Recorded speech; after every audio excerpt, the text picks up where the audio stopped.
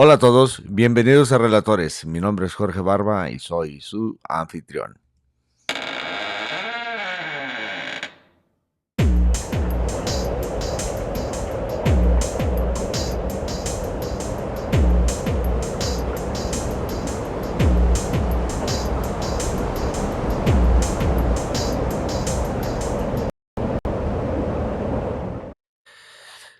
Una vez más, hola a todos.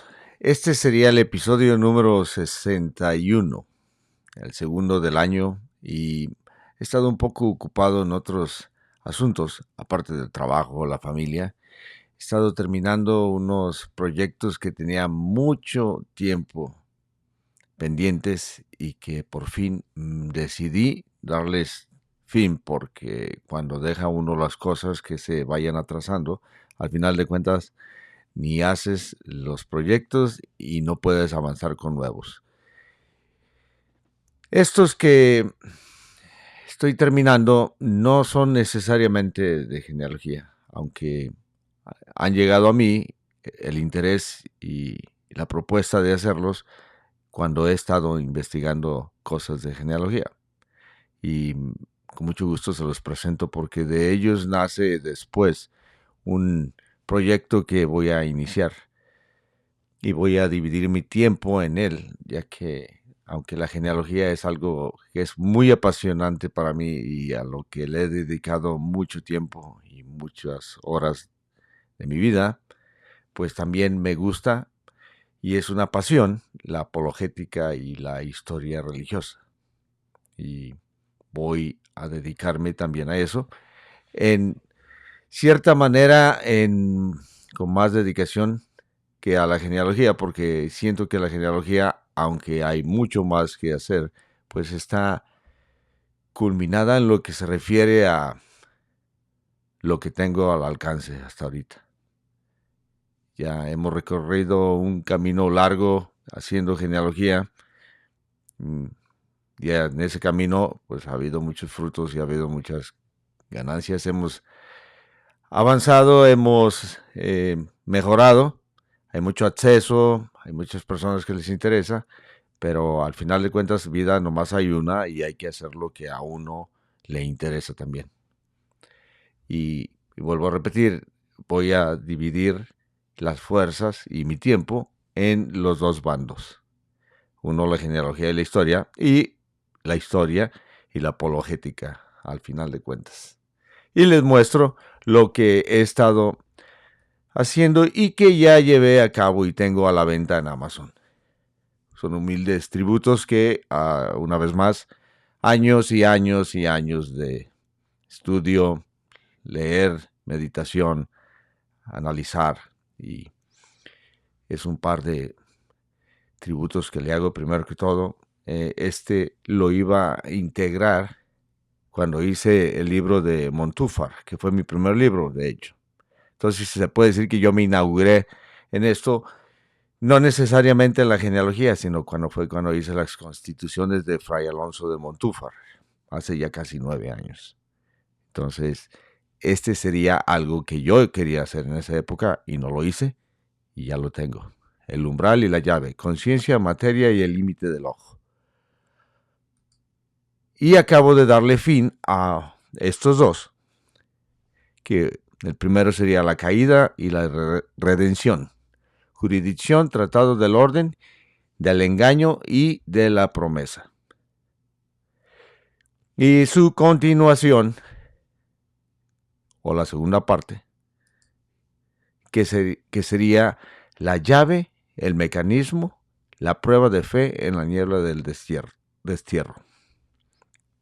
Entonces, estos son 3 libros que acabo de terminar y estoy muy feliz porque, una vez más, lo repito, es mi pasión, la apologética, la historia religiosa, y voy a aprovechar este medio de relatores, genealogía y historia, para integrar esto. Y hoy voy a hablar acerca de algo que tenía ya tiempo que quería continuar y ya lo había prometido. Es acerca de mi ancestro José María Barba Macías. Y él aunque residía en el Cedazo o en el Cerro Gordo, pues tenía tierras en muchos lugares, incluyendo el Cacalote, y también tenía tierras en Milpillas, en Capilla de Milpillas, en Mezcala y en el Paso de Mezcala. Bueno, son dos lugares diferentes. El Paso de Mezcala es uno y también tenía en Mezcala, lo que es la hacienda de Mezcala, que fue propiedad de los González de Hermosillo por mucho tiempo. Entonces me pongo mis lentes y les voy a mostrar algo que está súper interesante del Archivo Municipal Histórico de Tepatitlán. Sin más preámbulo, vamos a ver qué es lo que dice. Y aquí, como pueden ver, está mi ancestro José María Barba Macías. Y aquí agrego a este señor, que es una persona histórica en Tepa también, de hecho mucho más se puede decir que mi ancestro, que se llamó José de Santana Casillas y Gutiérrez, conocido también en su tiempo como José Ana.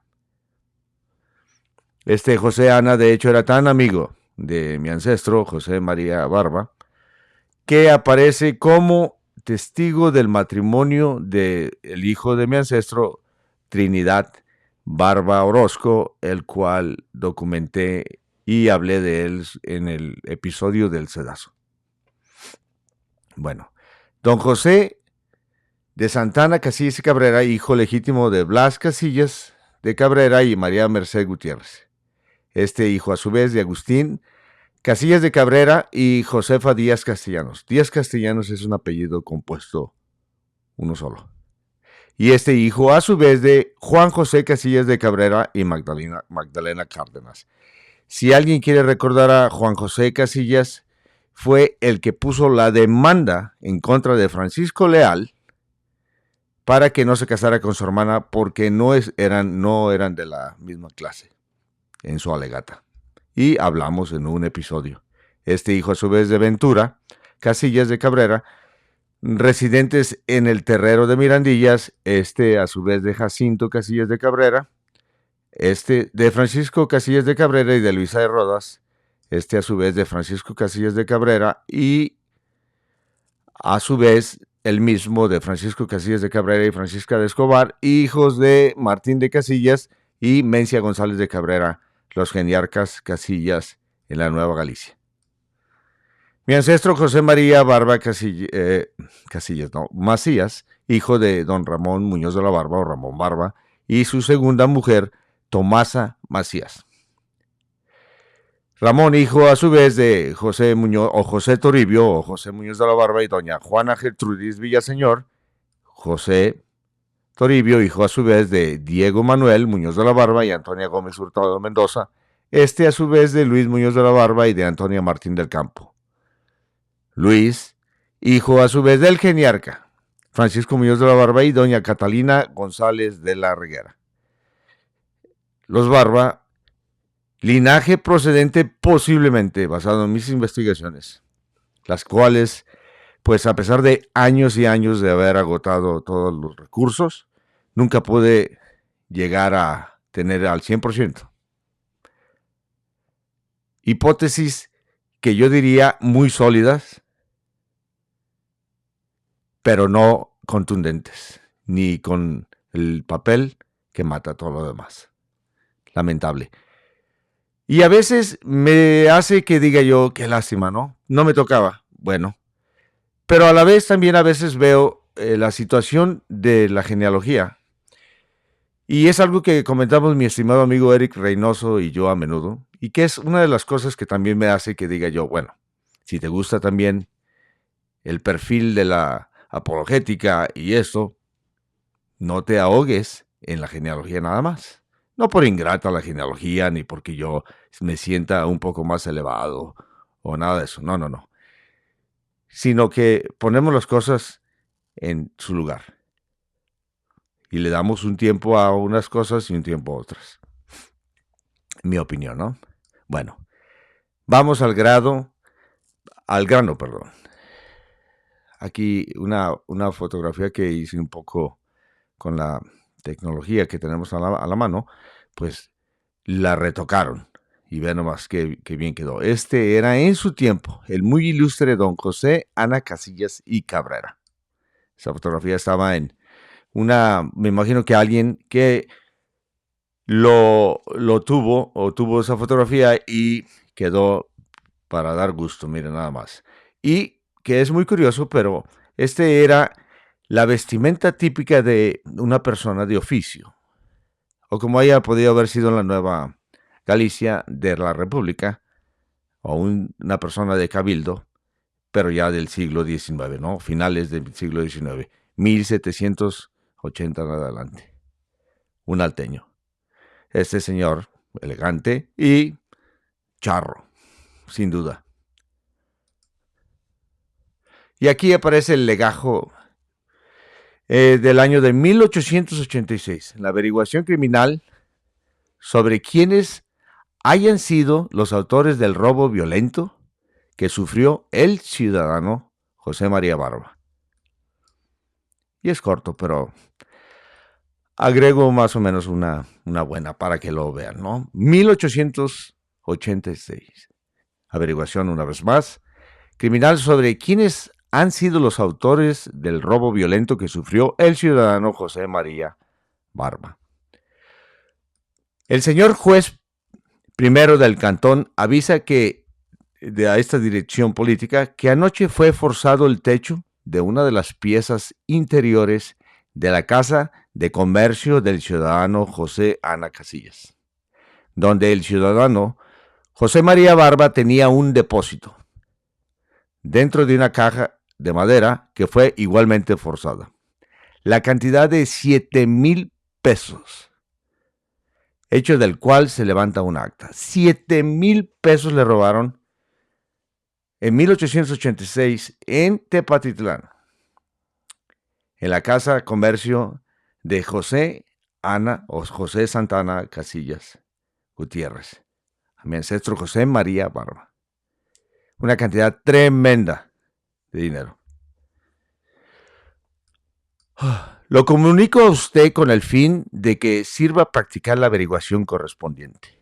Libertad y Constitución. Tototlán de Morelos.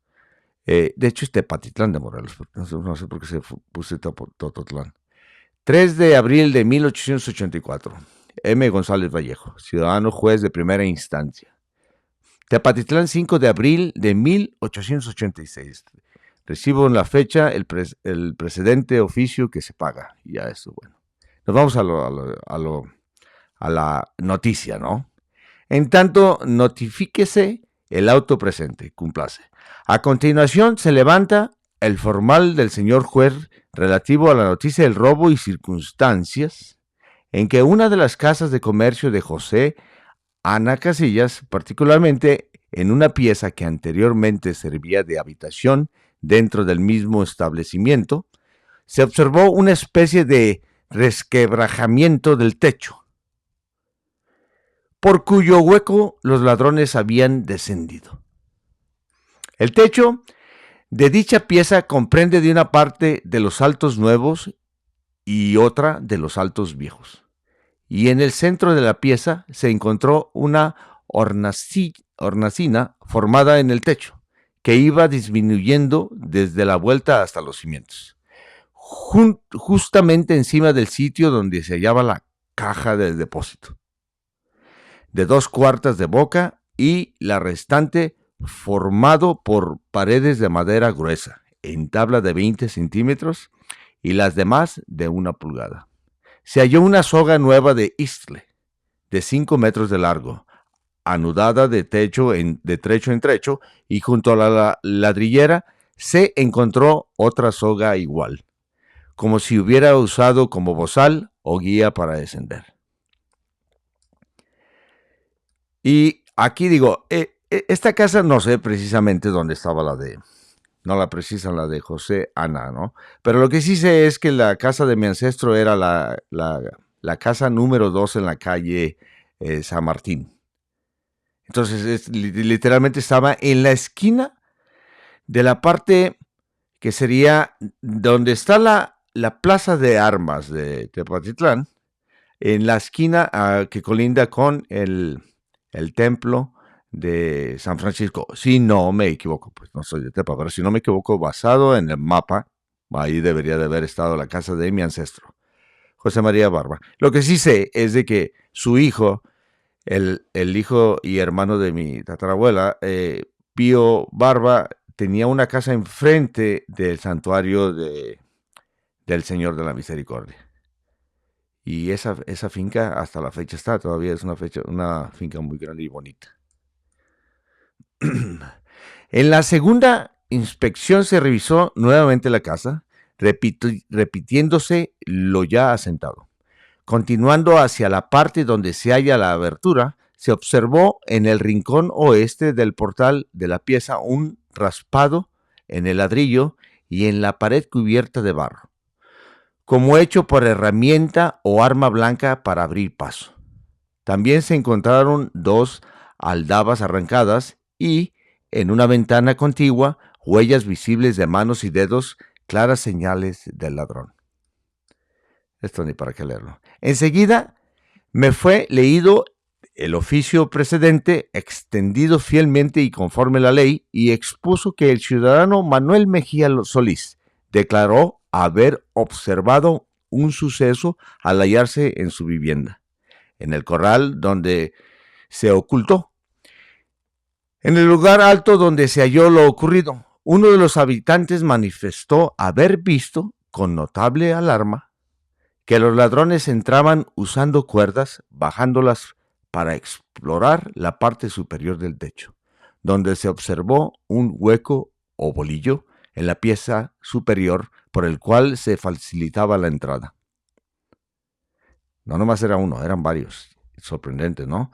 Tú puedes decir sorprendente porque en 1886, cuando relativamente Tepatitlán era pequeño, todos se conocían y aún así, este tipo de robos. Increíble, ¿no? O sea, uno puede decir, los robos son ahorita por la gente malvada y todo lo que puede uno decir. La inseguridad de México, todo lo que tú puedas hablar de la inseguridad, pero estamos hablando de que eso nunca ha cesado, nunca va a cesar. Es por eso que era una cosa, y precisamente en esta época, muy necesaria en donde tú encontrabas a un ladrón de ganado, con el ganado robado, y ahí mismo lo colgabas. ¡Pum! Se acabó el problema. Y había un dicho que decían que utilizaban los rurales para erradicar todo este tipo de personas, que era, si no te preocupes muchachos, si tú no fuiste el que robaste las vacas o el caballo, no tienes nada de qué preocuparte. Al otro lado, en el juicio, vas a llegar como inocente. Pero si fuiste, pues ya tuviste tu merecido. Añadió que ese mismo camino ya había sido preparado por ellos previamente, pero que por lo llano del piso, al caminar sobre él, parecía como si fueran ladrones subiendo desde el interior.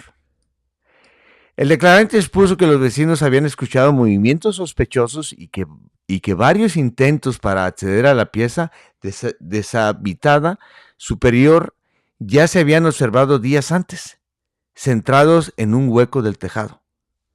Esto dirigió su atención hacia el portal de la habitación del señor José Ana Casillas, donde, según comentó, una cantidad considerable de personas presentes en la casa. Se oyeron ruidos que provenían de la parte baja y se decían que los ladrones se entraban por la pared, la cual presentaba señales de haber sido abierta cerca del borde del techo, dejando una boca visible y aparentando haber sido forzada deliberadamente.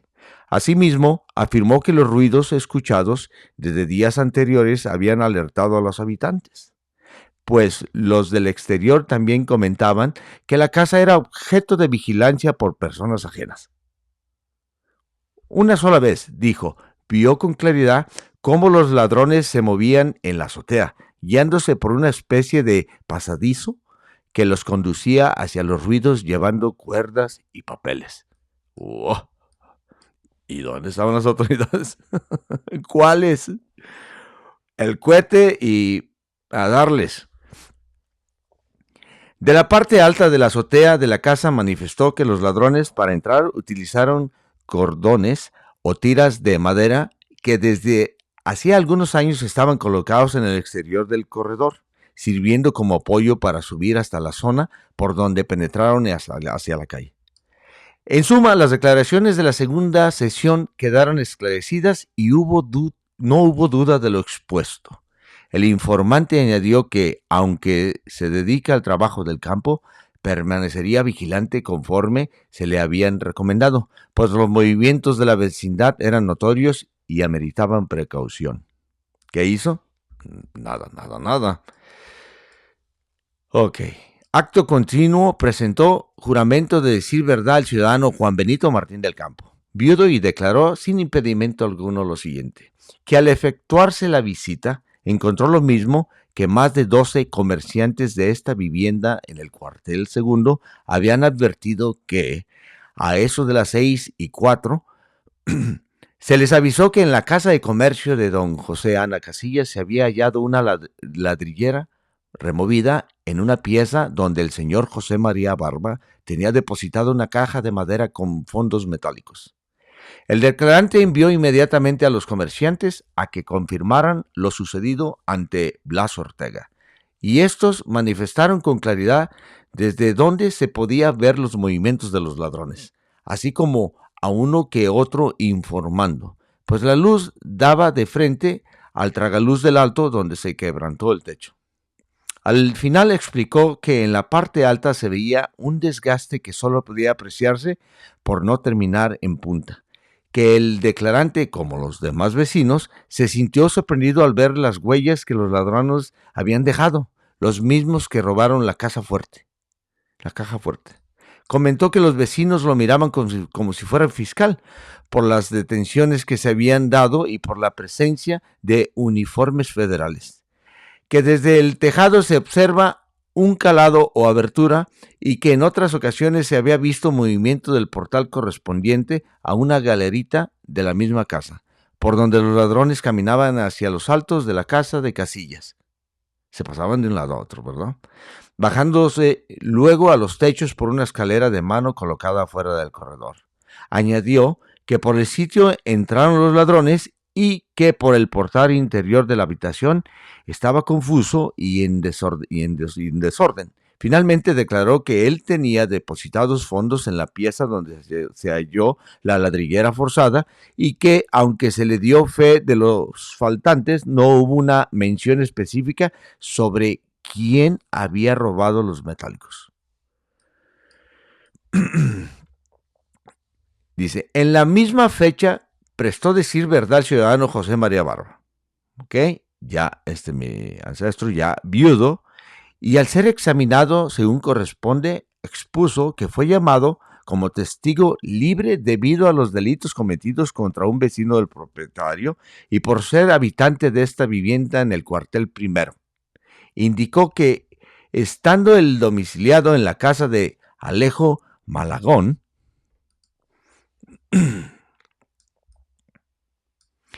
y siendo dependiente de la tienda de don José Ana Casillas, cuando una parte de los bienes, según se presume, necesitó ser llevada a la tienda, acostumbrada como caminar hacia la pieza de arriba donde habitualmente iba su niña de Calamán, y al ser llamado para ello, informó que el robo ocurrió en una pieza de los altos, que tenía una caja de madera con cerrojo situada en una pieza inmediata que daba al portal de la vivienda del señor Casillas, en la parte del zaguán, la cual estaba bien conocida, con llave en poder de su finado esposo, aunque ella no sabía qué ocurría.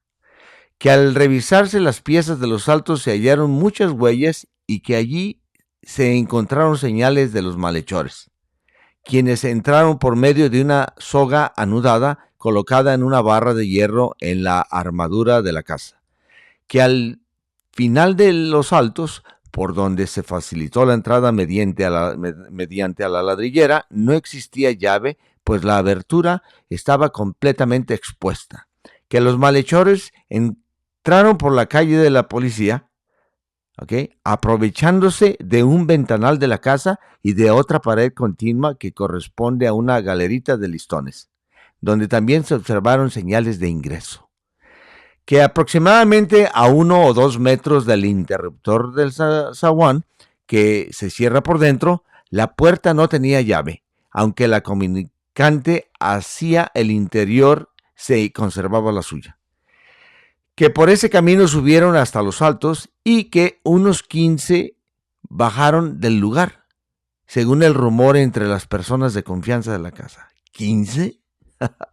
Que tenía un registro preciso de las cantidades robadas, pero que no sabía que faltaba dinero porque no llevaba la cuenta exacta y que por prudencia prefería no declarar una cifra, pues solo don José Ana Casillas podía indicar con exactitud cuánto había allí. Agencia del Ministerio Público de Tepatitlán. Queda enterado de que con fecha señalada usted comenzó a formar la institución criminal para averiguar quiénes habían sido los autores del robo violento que sufrió el ciudadano José María Barba.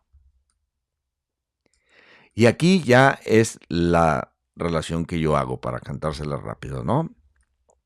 Robo cometido con agravio contra don José María Barba y Macías. En los primeros días del mes de abril del año del Señor de 1886, cuando la tierra de los Altos de Jalisco estaba aún cubierta por la bruma del amanecer y del comercio de Tepatitlán, florecían entre corredores de madera y tejados antiguos, sobrevino un suceso que turbó la quietud de los vecinos, causado temores y sobresaltos en el ánimo de la población. 1886, cuando Tepatitlán era relativamente pequeño, relativamente. Obviamente tenía sus barrios donde antiguamente vivían sus indios, pero era pequeño en relación a cómo es actualmente, ¿no? Perdón.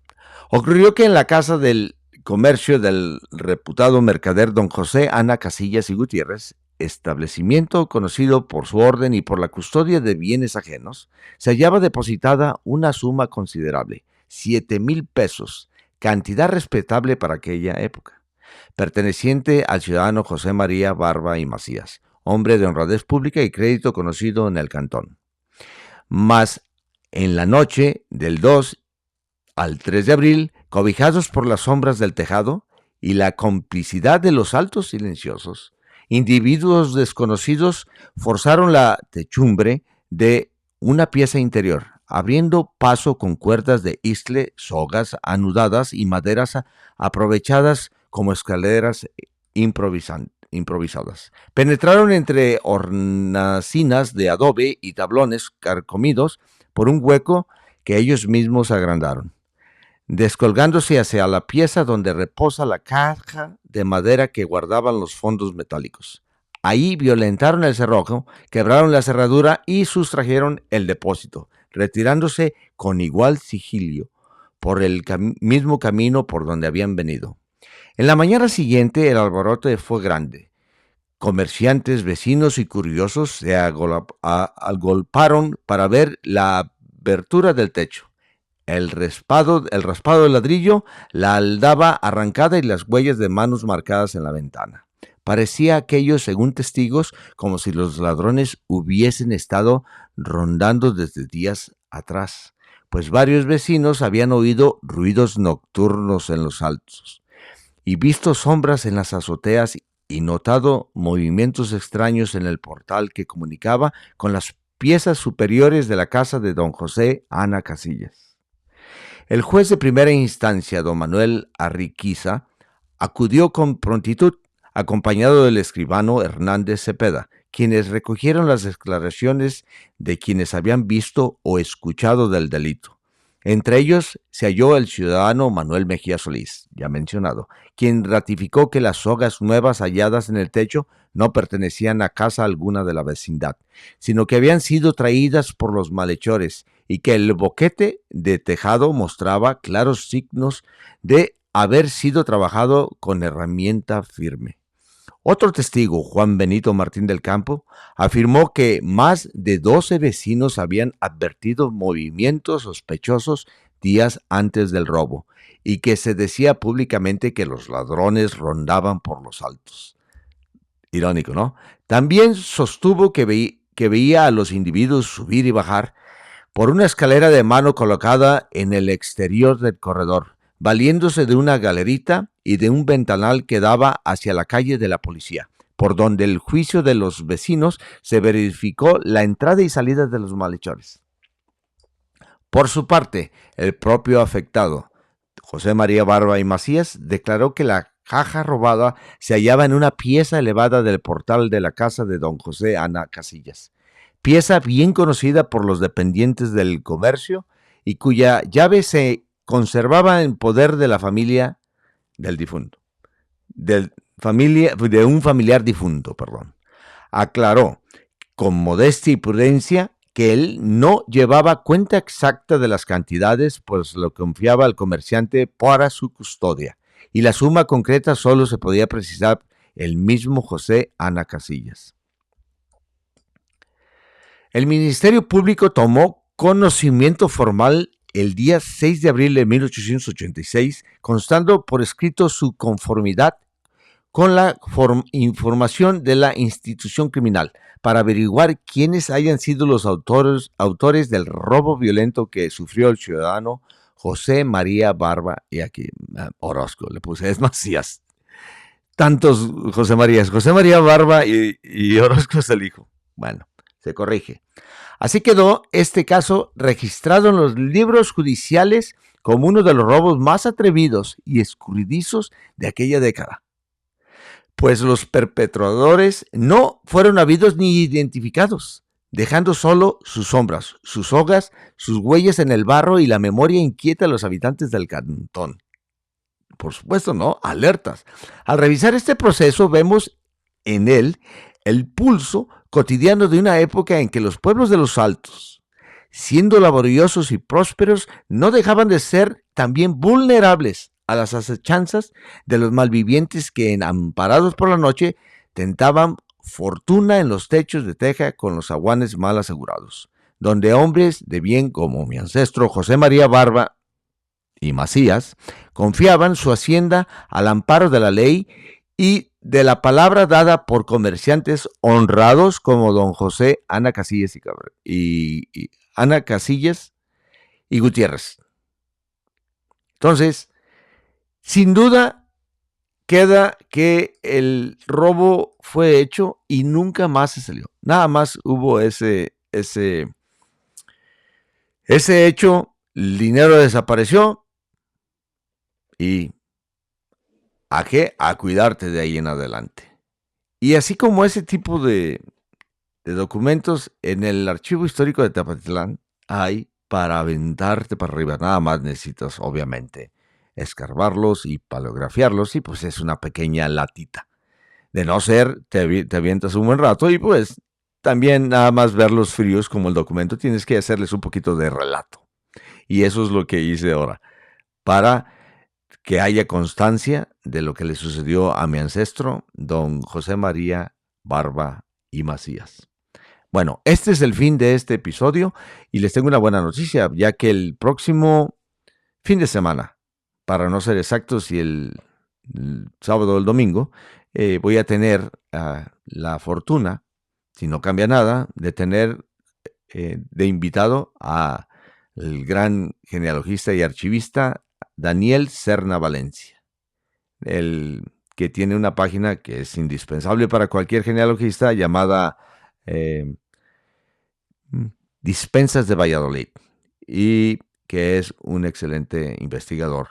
Y va a estar conmigo y vamos a hablar de muchos temas muy interesantes. Bueno, espero que les haya gustado un poco este relato sobre el robo hacia mi ancestro y nos vemos en el próximo episodio. Que Dios me los bendiga y hasta pronto.